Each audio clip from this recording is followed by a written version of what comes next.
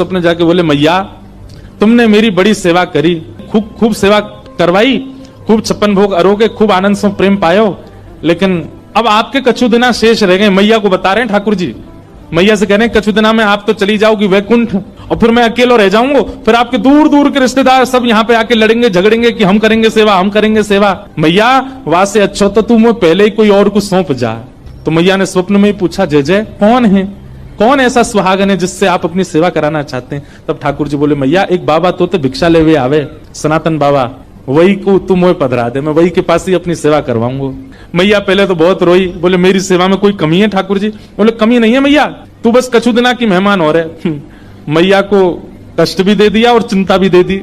किसी को पहले ही बता दो कि भैया तुम्हारे कछु दिन ही शेष बच्चे, तो वैसे ही बेचारो टेंशन में आ जाए। ठाकुर जी केवल इतना ही कह देते कि उसको दे दो, ये क्यों बता दिया कि कछु दिना में ही जाने वाली है। मैया को पहले चिंता हुई, बाद में मैया ने विचार किया कि ठाकुर जी सही कह रहे हैं, अगर मैं किसी को नहीं देके जाऊंगी तो रिश्तेदारों की नजर तो गड़ी है, क्योंकि दर्शनार्थी आते हैं, चढ़ावा चढ़ता है, और उस चढ़ावे के लोभ में कहीं ठाकुर जी को कहीं गलत स्थान पर ना ले जाया जाए। तो अगले दिन मैया ने श्रृंगार किया, भोग लगाया, इतने में बाहर सनातन गोस्वामी आ गए थे भिक्षा लेने। तो मैया गई और रोते रोते बोली, बाबा कल रात में स्वप्न में ठाकुर जी आए और आकर के मुझसे कह गए कि मुझे तो बाबा दे दो, अब तुम यहीं डटे रही हो, मैं ठाकुर जी को ला रही हूँ, उनको सब श्रृंगार सामग्री सब आपको दे रही हूँ, ठाकुर जी को ले जाओ, आप ही सेवा करो बाबा।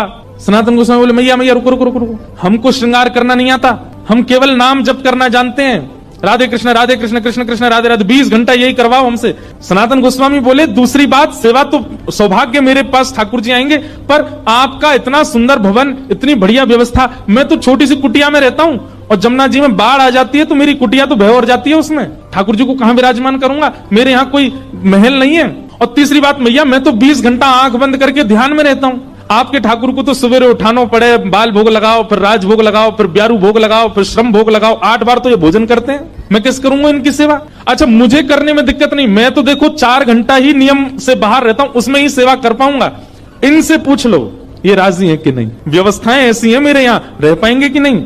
मैया बोली, आज मैं ठाकुर जी से बात करूंगी। रात में जैसे मैया सोई, स्वप्न में फिर ठाकुर जी कहा बात है मैया? बोले, बाबा के यहाँ ना तो घर अच्छा बनो भयो, ना भोजन की अच्छी व्यवस्था, रसोई घर भी नहीं है, आप तो 8 बार भोग लगाते हो, आपको श्रृंगार करवाना होता है, ये सारी व्यवस्था उनके यहाँ नहीं है, वो तो 4 घंटा ही नियम से बाहर रहते हैं, तभी आपकी सेवा कर सकते हैं। और हो सकता है मैं तो बढ़िया पोशाक पहनाती